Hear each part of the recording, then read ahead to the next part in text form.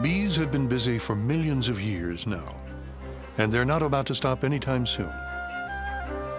Foragers still return from the fields with nectar, while guard bees still watch and wait.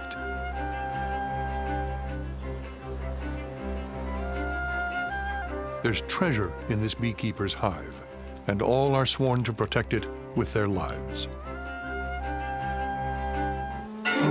Suddenly, an intruder comes flying in, a wasp hoping to capture a bee and feed it to its hungry grubs. The battle begins in earnest. The wasp is larger, but the bees make up in numbers what they lack in strength. They sting the invader relentlessly. For the individual bee, it's a suicide attack. The bee's stinger and part of its abdomen will be ripped from its body when it pulls away. But the defense of the colony is the only thing that matters. Paralyzed by venom, mortally wounded, the wasp is unceremoniously dragged to the edge of the hive and dumped. Just an ordinary day of birth, death, sex, and violence. And it's not even noon yet.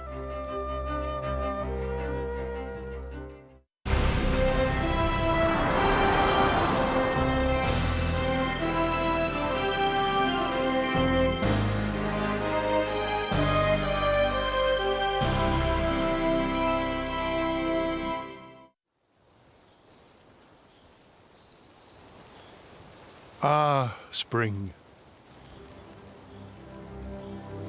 After a long winter, it's time to get outside and to drink your fill of nectar. If you're a honeybee, this is your field of dreams.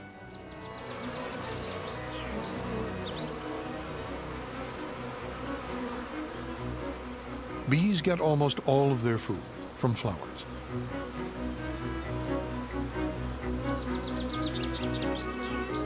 Attracted by the bright colors and sweet smells, the bee thrusts its body and long straw-like proboscis deep inside the flower and sucks up the sugary nectar at the bottom.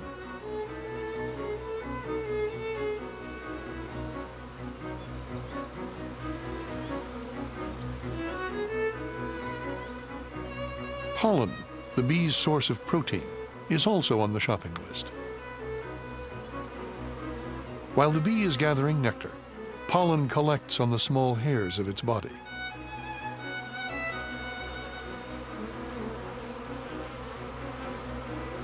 To carry it safely, the bee stows it away in sacks on its hind legs. A bee can carry its own weight in pollen and nectar and still fly, barely.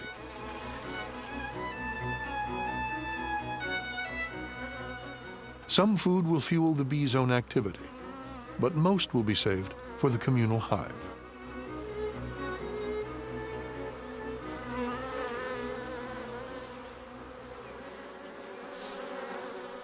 As soon as they return, the foragers prepare to unload their cargo. Other workers are waiting to help them. A full load of nectar fills nearly half of a bee's abdomen.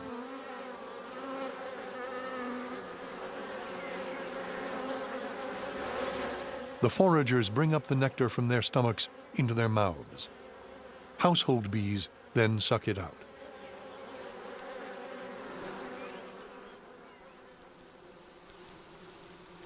As the nectar is passed on from one bee to another, it's processed by enzymes in the bee's body. The nectar is then tipped into storage cells. It takes about 5 days for it to thicken and ripen into honey. When the process is complete, the honey cell is sealed with wax, like a lid on a jar, to be opened when needed.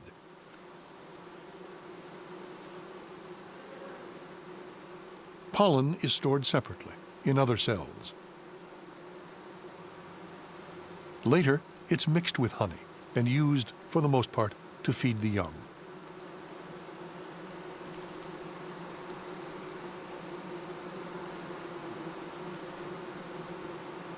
The bees pack it down to make room for the next load, and the next.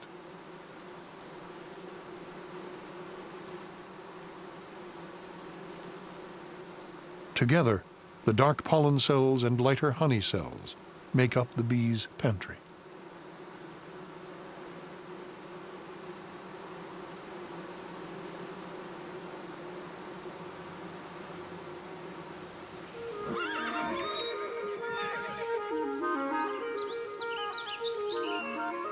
The search for nectar and pollen lasts as long as the light does. The flowers are not just being charitable. By luring the bees, they get them to carry pollen from one blossom to another. A flowering plant can't reproduce unless it gets pollen from another flower of the same type.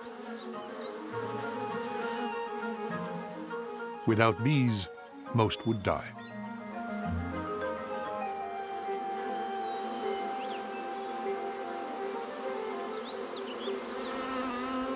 When a scout bee discovers a rich new source of food, it must tell the others how to get there.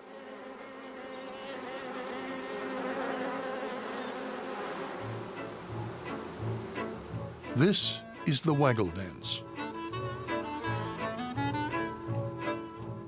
Pay close attention. To learn the location of the nectar, watch how fast the bee waggles its body. Listen to the sounds it makes, and remember the speed, direction, and number of patterns in the dance. It's the bee's version of a map. Directions are always given in relation to the sun, to the right of it, the left, or dead ahead.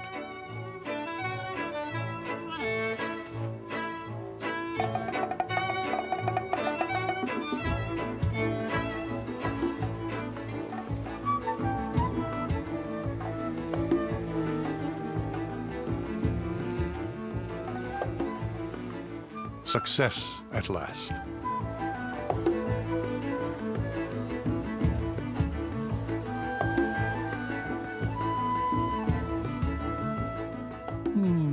Nice nectar.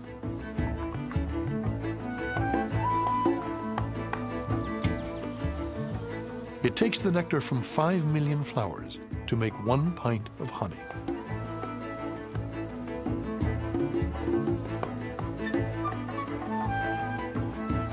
Each bee may visit hundreds of blossoms in a day and work a 12-hour shift.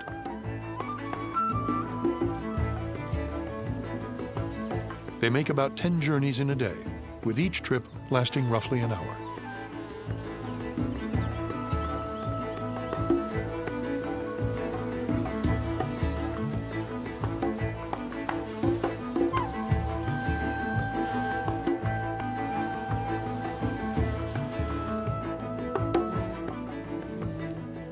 Today, just like yesterday, there is no rest for the weary. Most worker bees live for only about a month. They simply wear out. There's a constant need for replacements, so feeding and raising the young takes up much of the hive's energy. There are 3 types of bees here: the female workers, the male drones, and the queen.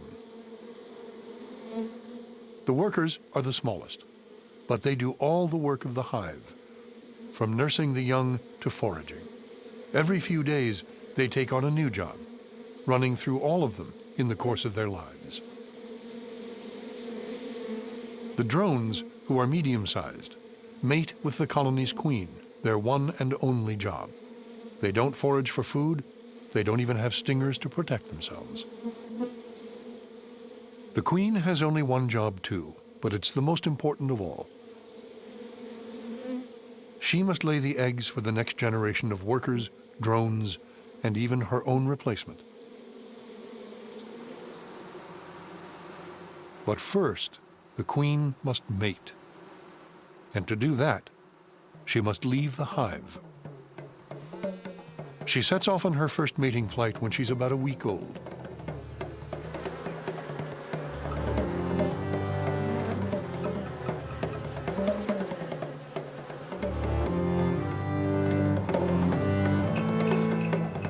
When the queen appears, she's immediately surrounded by the males, who follow her unique scent.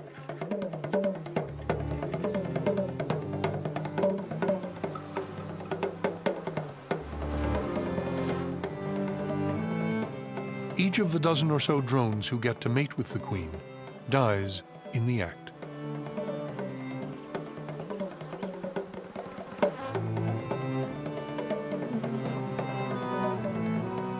The queen flies back to the hive immediately, her body carrying the sign of success, what's left of the male. She'll make a few more mating flights in the coming days.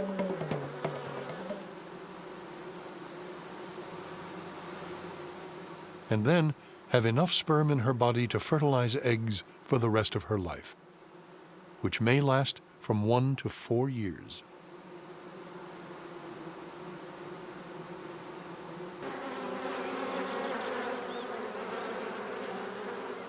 It's now time for the beekeeper to pay his respects to Her Royal Highness.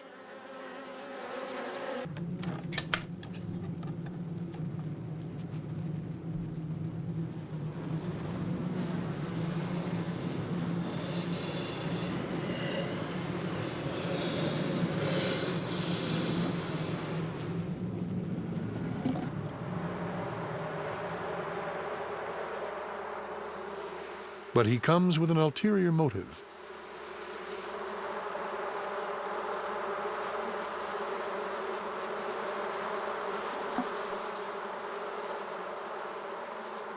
A mated queen can be sold to another beekeeper who wants to establish a new colony.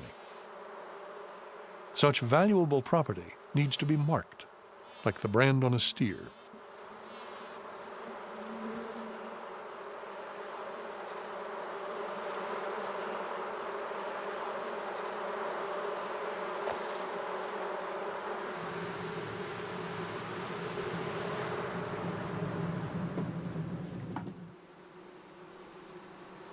Every day, the queen will lay about 1,500 eggs, 200,000 in a year.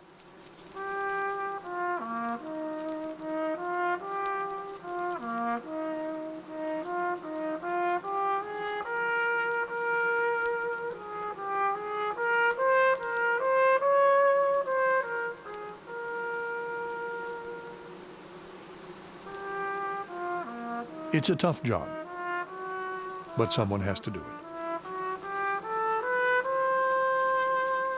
The queen's royal scent prevents the female workers from laying eggs themselves.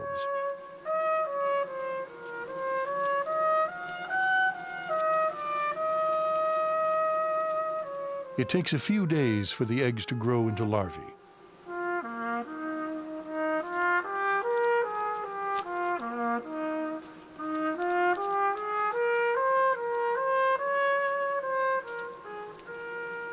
They are then bathed in a special food brought to them by workers. During its first day, a larva eats so much, its weight increases 5.5 times. In 6 days, its weight increases 1,500 times.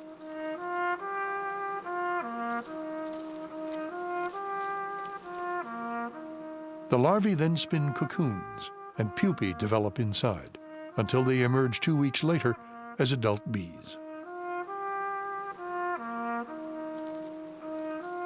The queen only stops laying eggs when the weather grows colder in November.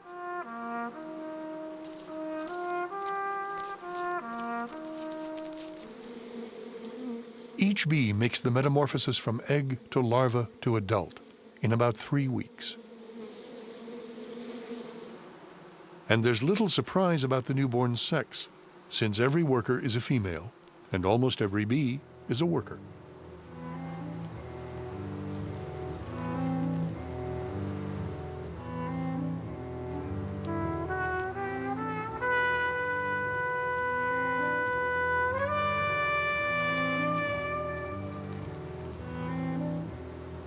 In a colony of tens of thousands, only 100 bees are born male. The dome-shaped covers of their brood cells provide extra space for their larger bodies. Worker bees act as midwives to assist them.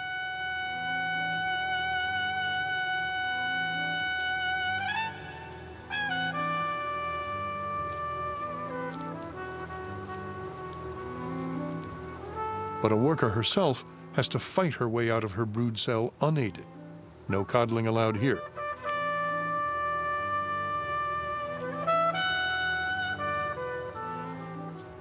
Soon the worker will follow her well-ordered behavioral cycle, beginning with cleaning her own cell. The males, on the other hand, receive special care. They're helped out of their cells and immediately fed.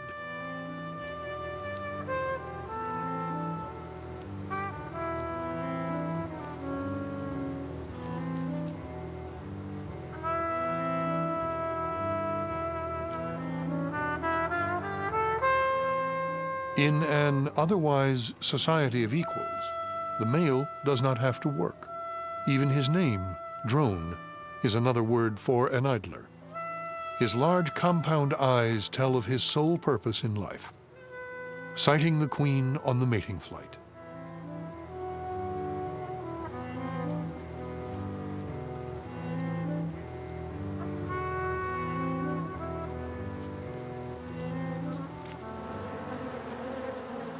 In a honeybee colony, every member has a specific task to perform, and everything has its place.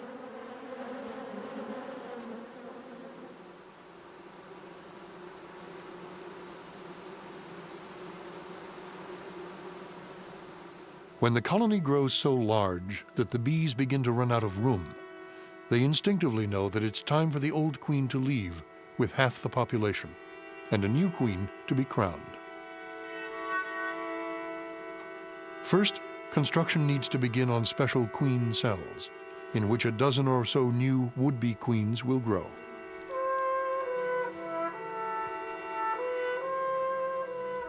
This is the most exclusive neighborhood in the hive.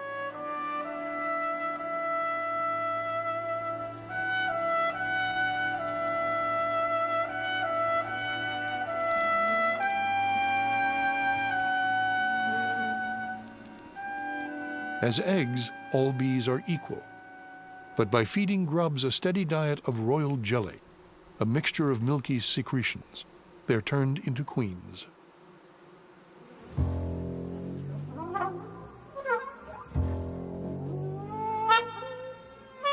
But before the new queens hatch, the old queen must leave, accompanied by thousands of workers who are close enough to follow her scent.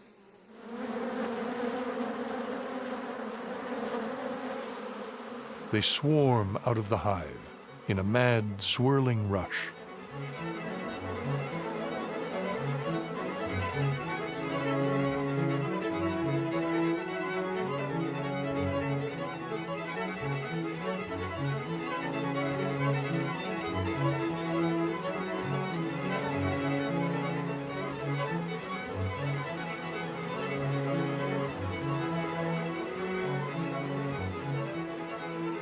Not far from the hive, the old queen lands to rest, and the swarming bees follow her.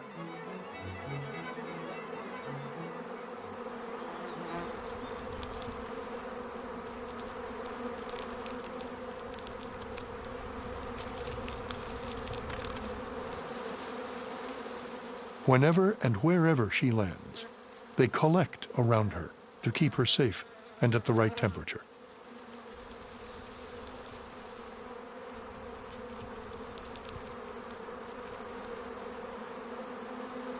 She's their future, the only member of the colony who can lay eggs and produce the next generation. But swarming bees consume a great deal of energy. Whatever food they had in their stomachs is quickly used up, so they have to stop to gather more nectar. Any food not used by a foraging bee is shared.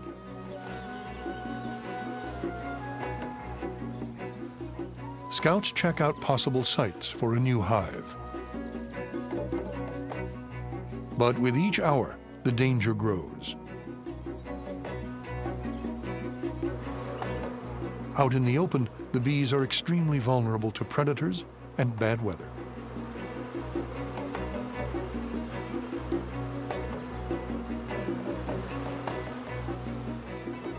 Many swarms die when they can't find a new site fast enough.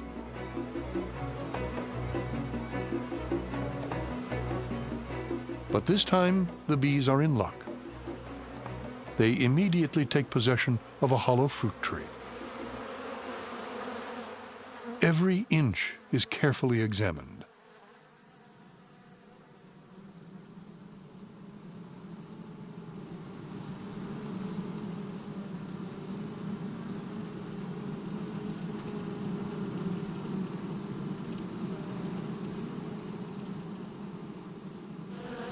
Naturally, the tree is a bit musty, so they air it out using their wings as fans. Then they spread a special scent from a gland on their abdomen. The sweet smell of home. It makes the new address official and allows stragglers to find their way. Inside the tree, the bees form living chains. Not having a ruler handy, it's their way of taking measurements in preparation for the construction work, which has to begin as soon as possible. Bees are natural engineers. They're also gymnasts, excellent at holding onto each other's legs.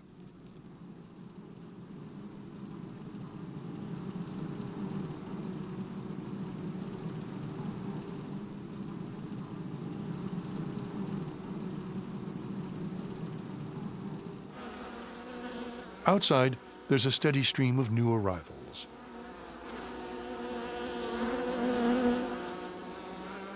The tree seems to meet with their unanimous approval, especially the rustic decor.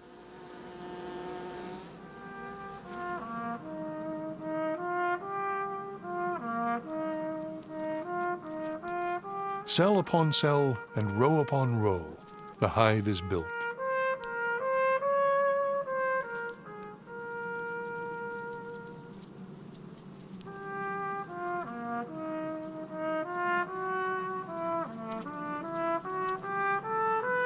Each sheet of cells is called a comb. The worker bees have wax-secreting glands in their abdomens to produce a steady supply of building material. But there's a high price to pay. To produce the energy to make an ounce of wax, it takes a pound of honey.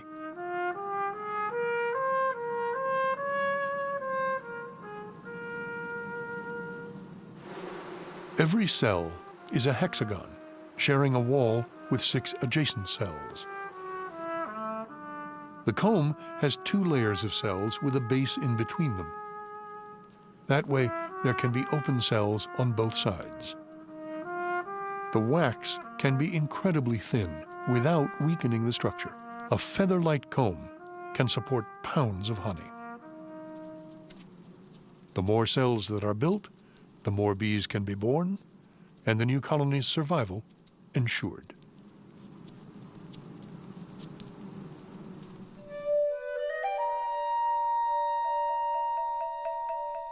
It's now midnight.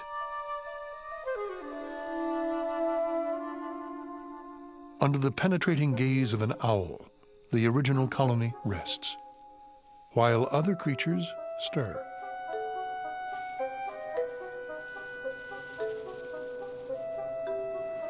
There's a visitor to the hive tonight. A mouse trying to keep out of the way of owls and bees alike. It's not after honey, but warmth and safety, and a snack.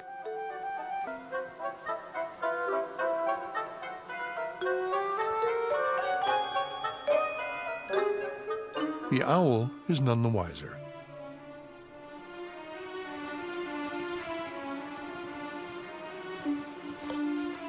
The mouse can smell the danger above. There lies the realm of the bees, where mice are not welcome.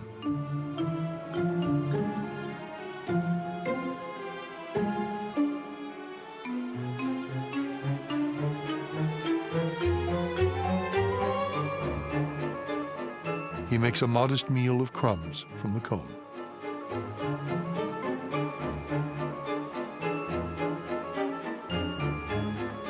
The bees are keeping the brood cells at an even 95 degrees Fahrenheit, just the right temperature for a chilly mouse.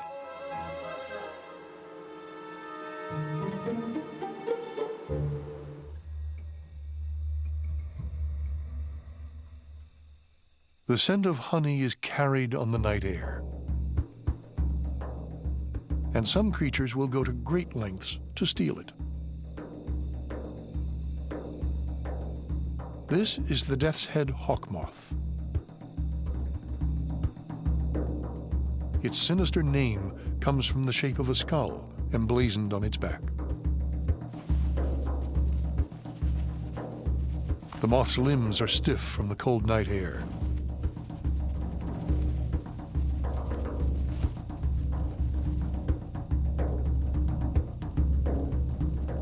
By shivering, it warms its body up before taking flight.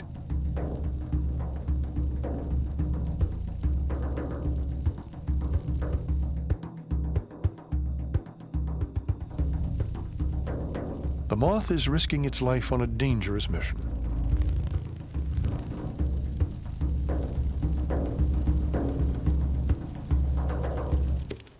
It lands at the entrance, surrounded by guard bees ready to protect the hive. But there's no sign of defense. The moth walks boldly past the guards and enters the hive.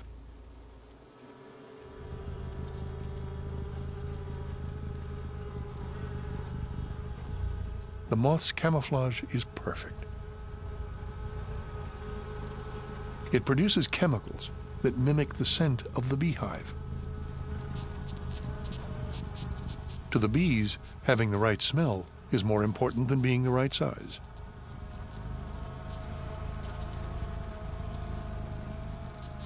But just in case, the moth uses another deception. It makes sounds that would normally come only from a queen bee. With these disguises, the moth can plunder the honey cells unchallenged. The hive bees notice the loss of honey, but not the robber in their midst.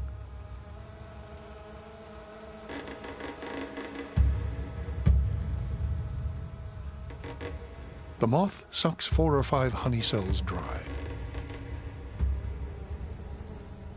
But the scent of the hive is beginning to wear off, and if he's caught, he'll never make it out alive.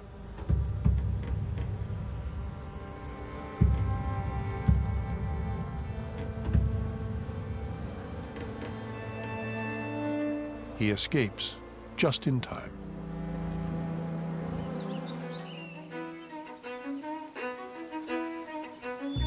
Spring now turns to summer. Not only is the harvesting season short, but all sorts of unpredictable events can force the bees to stop. And what's more unpredictable than the weather?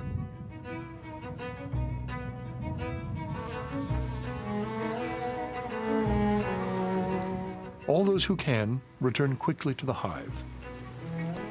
Those who remain face the full force of the rain.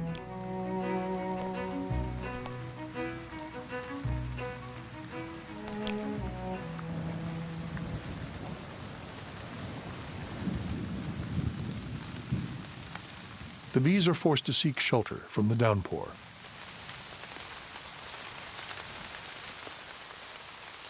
Rain poses a real threat. The bees can become so chilled by the water that their muscles no longer function efficiently. They are grounded, unable to fly.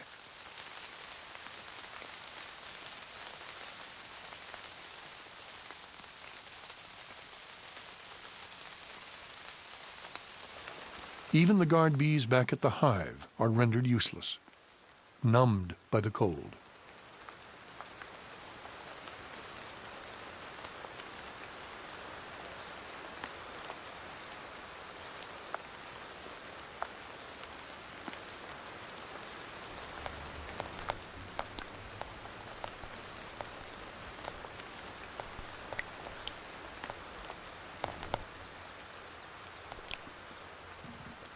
It's a good time for the mouse to return without the risk of being stung.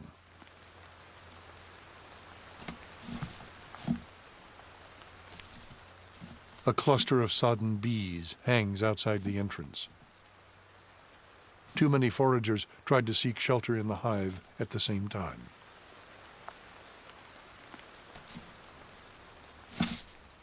But the mouse still needs to be careful. Once the bees dry out, their reaction will be considerably different. They are not generally known for their hospitality.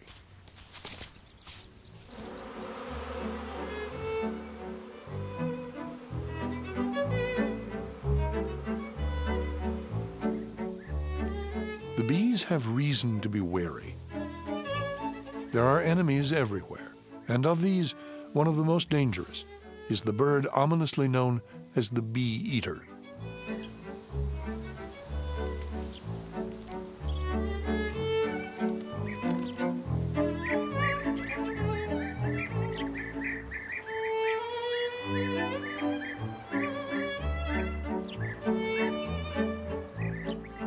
With a brood of hungry chicks in their nest tunnels, the birds need to meet a constant demand for food.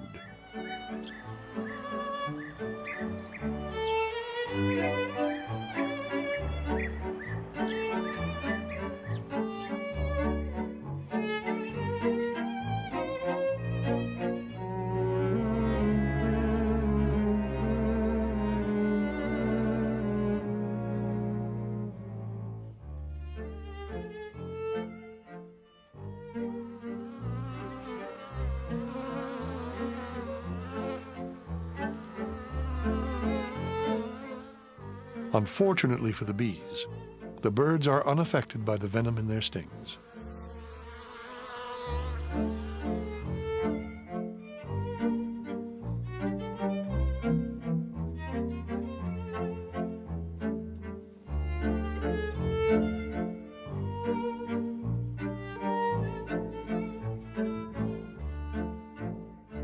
A single bird can kill 500 bees a day. A whole group can wipe out a colony.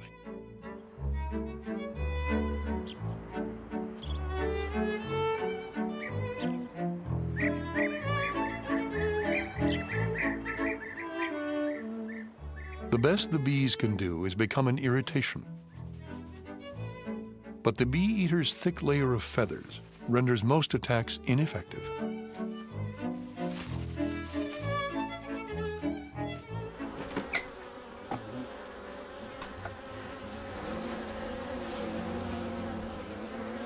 Nearby, the dreaded hornets are also rearing their young. With hungry hornet grubs to feed, attacks against the bees increase in intensity.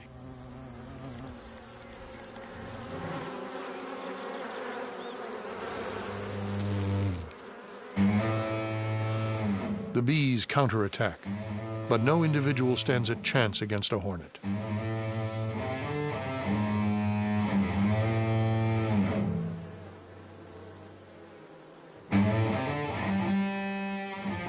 The invader quickly disables the bee's flight muscles.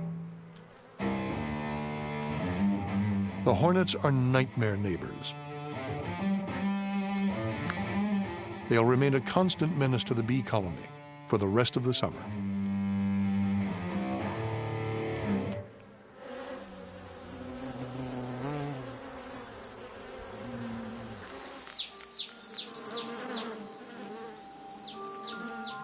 Out in the countryside, the work continues. There are thousands of different kinds of bees, but only one kind that produces honey. The honeybee can smell with her antennae, and she can taste with the tip of her proboscis. Not to mention each foot, which can taste what it touches.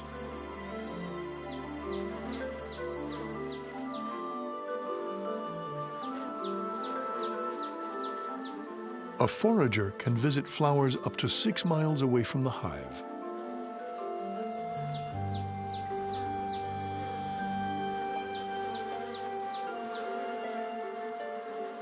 For us, that would equal a trip of 800 miles.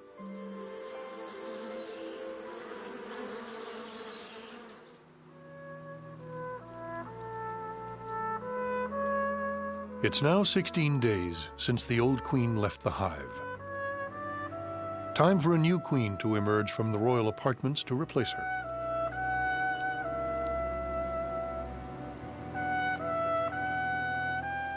The firstborn stakes her claim to be ruler with a piping call.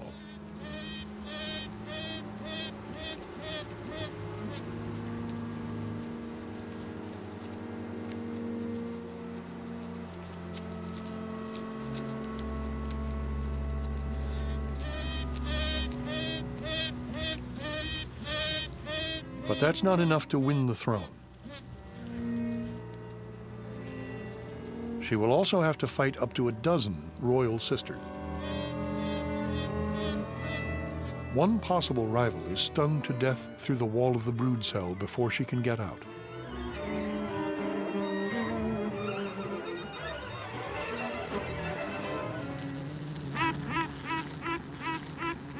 At the same time, another is trying to free herself from her cell.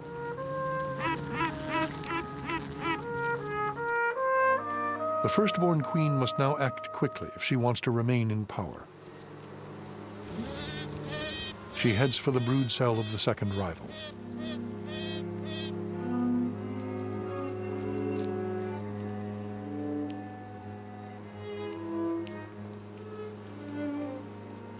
As soon as the rival is free, the challenge is taken up.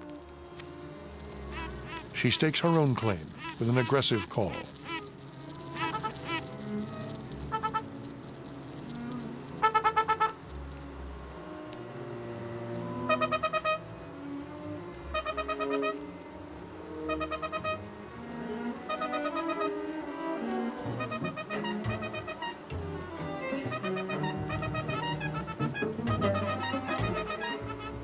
The battle for the colony begins.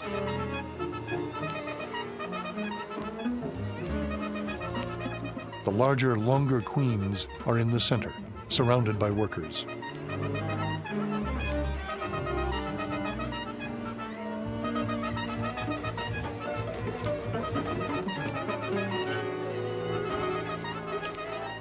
Each queen tries to sting the other to death, striking as close as possible to the sensitive abdomen.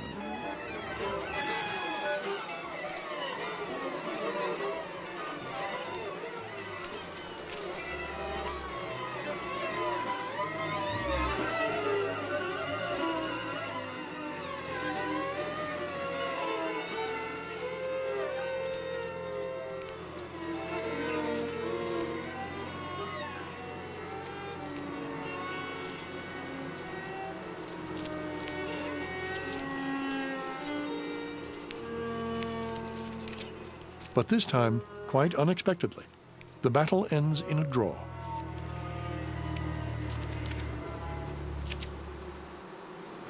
The stalemate has dramatic consequences.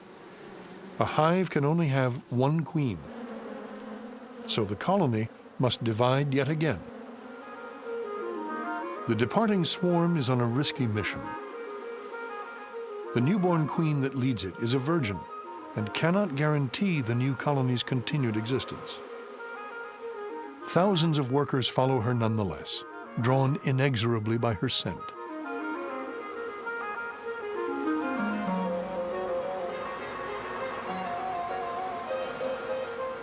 A precipitous flight from the hive can have strange consequences. If the scout bees have no opportunity to find a suitable home, they may stumble into a dangerous neighborhood, infested by humans and their infernal machines.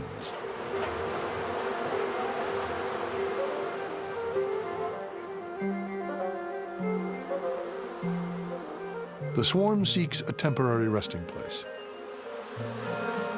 For bees, home is where the queen is.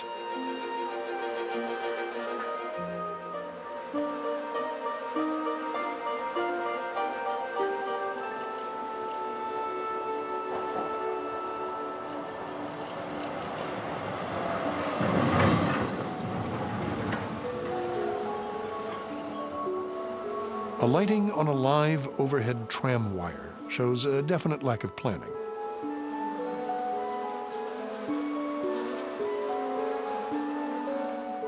It could be deadly for the swarm.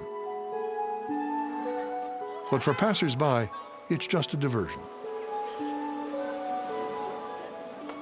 Swarming bees have no possessions to protect and so seldom sting, although they do tend to bring the town to a standstill.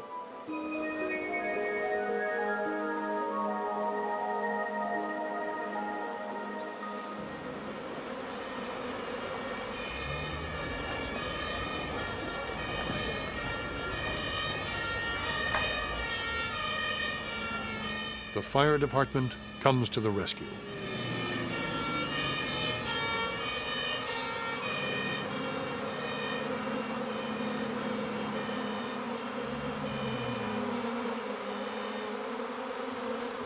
The firemen have brought with them some expert help on call for just this kind of emergency.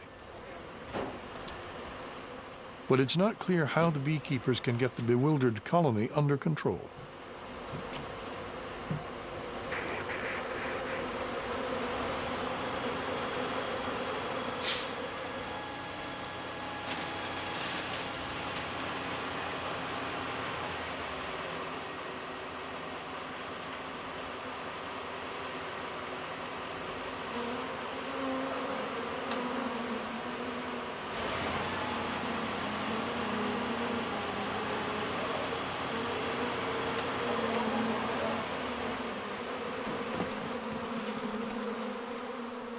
As one would expect of firemen, the beekeepers have brought along their own hoses.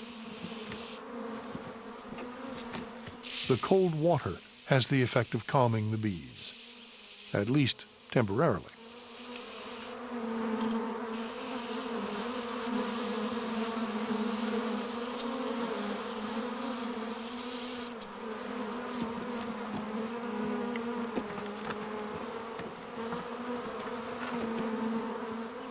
At first, the bees seem to tolerate being shaken into the box. But then they begin to rebel, led by their queen, who has been protected from the effects of the water by a layer of loyal followers. The swarm, with the queen in its midst, rises from the box and continues its journey to a new, unknown destination.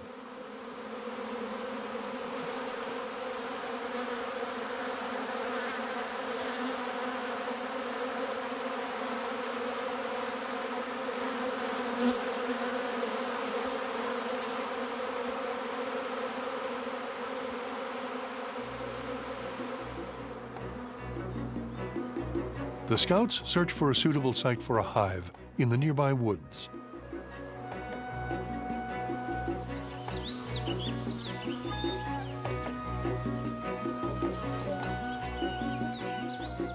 The rotted stump of an old tree seems ideal. A fixer-upper, to be sure, but one with undeniable charm.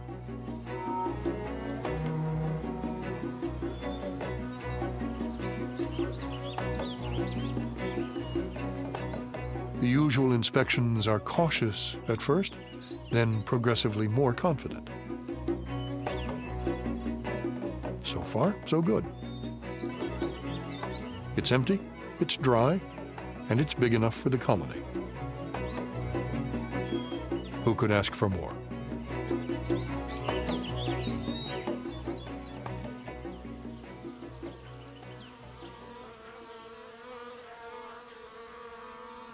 Some food would be nice too.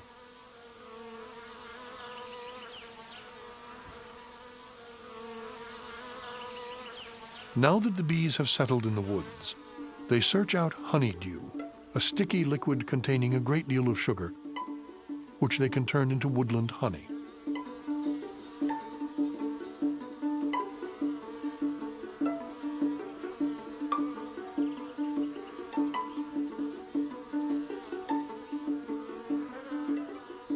The honeydew comes from aphids. It's prized by many insects, especially wood ants.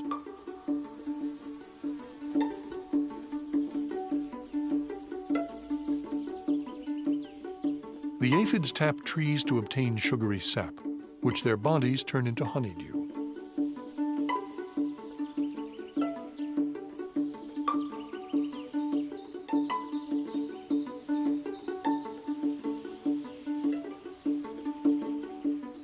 The wood ants then massage the aphids with their antennae to stimulate production. They act as shepherds, tending their sheep. An ant lion greedily watches the wood ants' flock.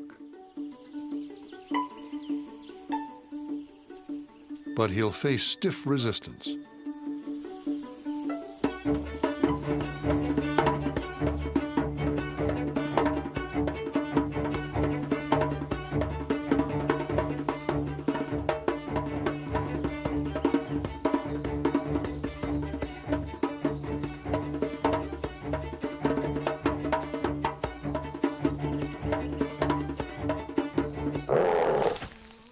Some poachers are more imposing than others.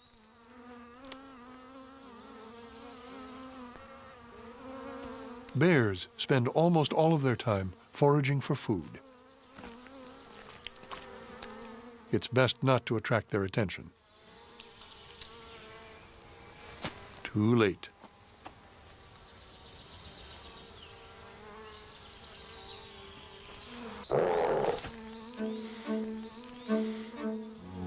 The bear is known for its sweet tooth, and a beehive is irresistible.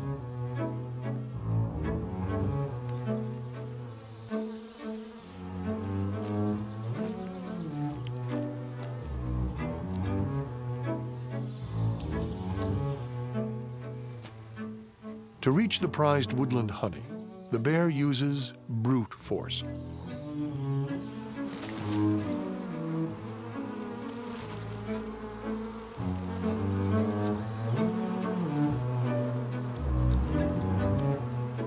But honey is only one of the attractions. He also savors the protein-rich grubs.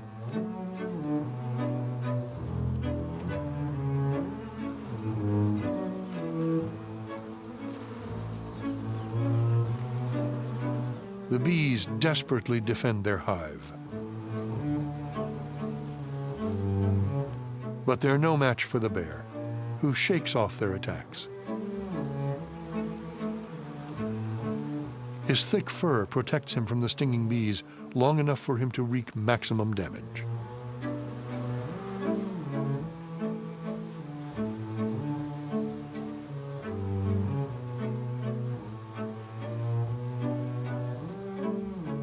Only when the hive is devastated does the bear decide it's time to move on.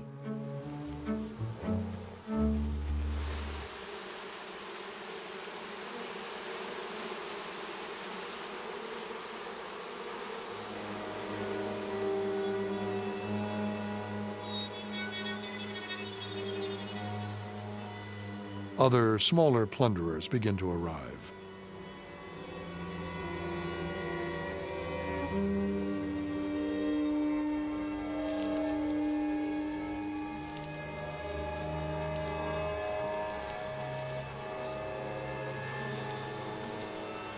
One bee tries to rescue some honey. She's driven away by the ants. The colony is doomed.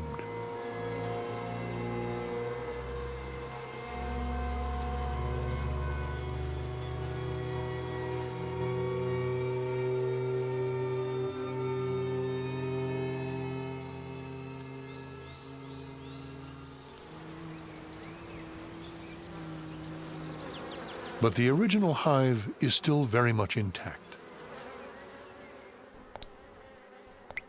As summer heat raises the temperature inside, workers are kept busy bringing in cooling water.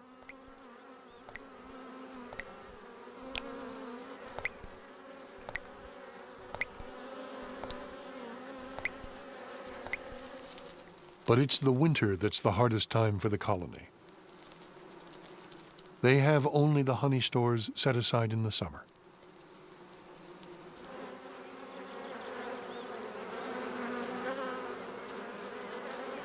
All the bees must work hard for the survival of the colony. The drones who didn't mate with the queen are no longer needed. They're driven out of the hive to certain death.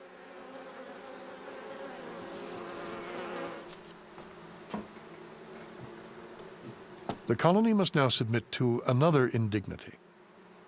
It's time for the beekeeper to take his share of the honey, a kind of rent to cover the cost of the hive and its management.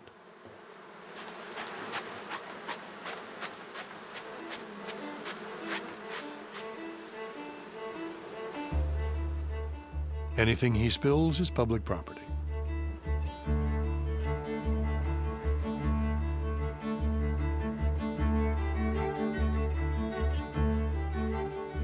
But the rent is invariably reasonable, for the beekeeper wants his bees to survive the winter.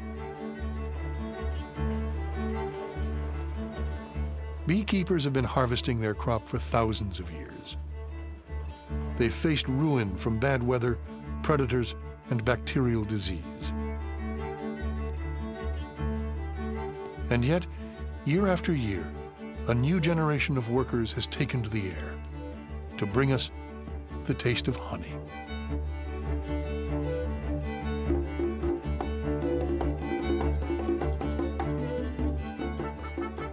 In the house at Pooh Corner, A.A. Milne wrote, "What would you like best in the world, Pooh?" "Well," said Pooh, "what I like best," and then he had to stop and think, because although eating honey was a very good thing to do, there was a moment just before you began to eat it which was better than when you were. But he didn't know what it was called. Sweet anticipation.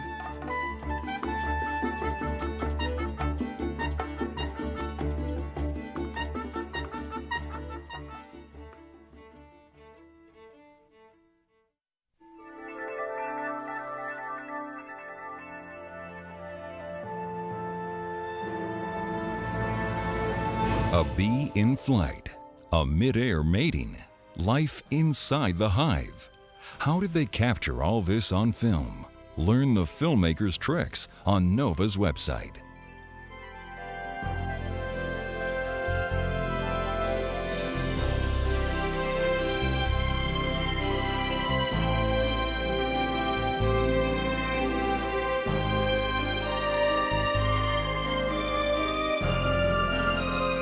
To order this show or any other NOVA program for $19.95 plus shipping and handling, call WGBH Boston Video at 1-800-255-9424.